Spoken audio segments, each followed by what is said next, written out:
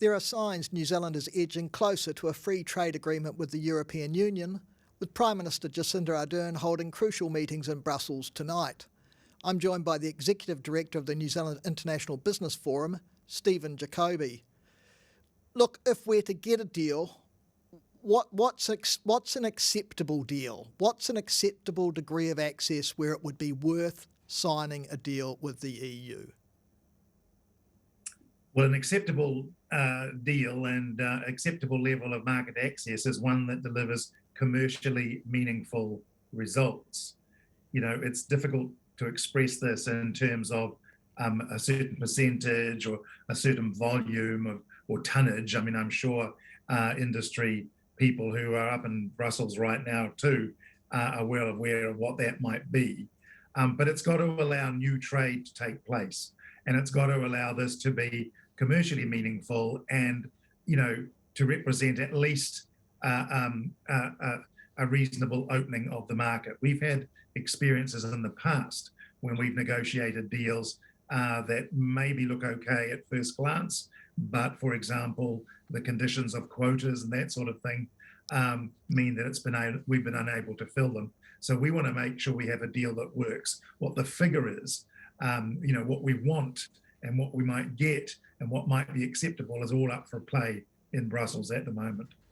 And so you're saying that if the deal's not commercially meaningful, then the Prime Minister shouldn't be afraid of just walking away? Well, I don't know if it's about walking away so much, but it's about continuing the negotiation. And I believe she might have made that point already from Brussels. I mean, the best possible deal, of course, is that we have, you know, elimination of tariffs and non-tariff barriers over a reasonable time frame that opens up the market completely. But I don't think any of us are thinking, sorry, I don't know any of us are thinking that that is going to be possible with the EU. But nevertheless, there is a level at which a deal can be done. But if we can't do it now, if there's not an acceptable deal on the table able to be grabbed, then the rational thing to do is to keep on negotiating. There's no shame in that. So, you know, is now an opportune time for New Zealand, given, I think, in the context of the Russian invasion of Ukraine and concerns about a breakdown of the global-based sort of rules order, that the Europeans are suggesting, and I've said the EU ambassador in New Zealand has said this, that, you know, they want to show they're committed to these sorts of agreements. I mean, is there more of a political momentum for an agreement? Well, I think the European Union has always been interested to demonstrate that it can do a free trade agreement with an economy like New Zealand. That's why they started doing this negotiation. That's why we are where we are today. But and there are various reasons for that to do with the development of a new trade policy in Europe. But you know, there is a political dynamic that has arisen rather latterly in the piece. You know, this is all about Russia's invasion of Ukraine and the sort of solidarity that exists today between the Western group of nations, including New Zealand. And there is a desire to show that we are standing together, not just to confront Russian aggression, but rather more generally in relation to the values that bind us together in the first place, one of which is somewhere in the list, you know, openness and, you know, market economy and all that sort of thing. So that all plays into this negotiation. And, you know, of course, that can go two ways, can't it?